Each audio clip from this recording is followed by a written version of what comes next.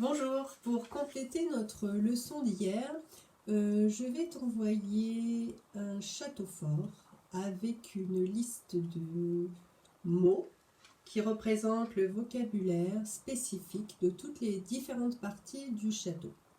Nous allons revoir un petit peu ensemble ces mots pour que ce soit plus facile pour toi de les placer sur cette feuille. Pour les enfants qui n'ont pas d'imprimante, je vous conseille de recopier au crayon ce château sur la page blanche à côté du résumé que nous avons copié hier et d'inscrire donc ces mots de vocabulaire.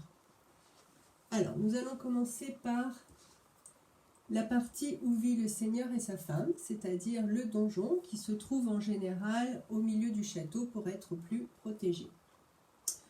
Ensuite de ça, le numéro 2, nous avons la tour. Bien souvent, dans les châteaux, il y a au minimum 4 tours, mais il peut y avoir des châteaux avec 5, 6, 7, 8 tours. Dans ces tours vivent une partie de la famille, mais aussi les serviteurs et bien sûr les soldats du seigneur.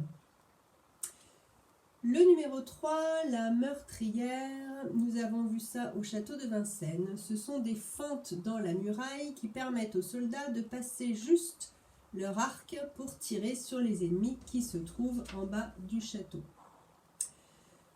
Le numéro 4, les douves que tu verras apparaître sur ton dessin, c'est le grand fossé qui entoure le château qui bien souvent est rempli d'eau et qui permet donc de protéger le château pour qu'il n'y ait pas d'ennemis qui puissent grimper sur la muraille.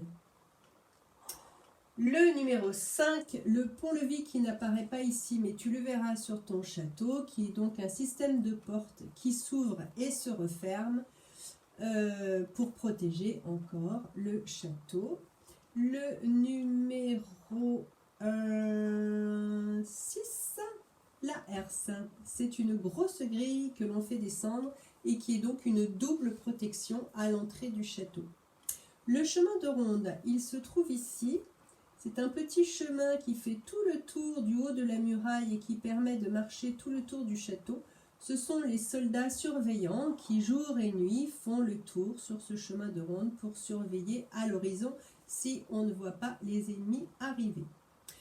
Le créneau et le merlon, ce sont ces petits dessins que l'on retrouve en haut des murailles avec une partie creuse pour pouvoir se présenter et tirer avec son arc ou son arbalète et les parties fermées où on peut se mettre à l'abri.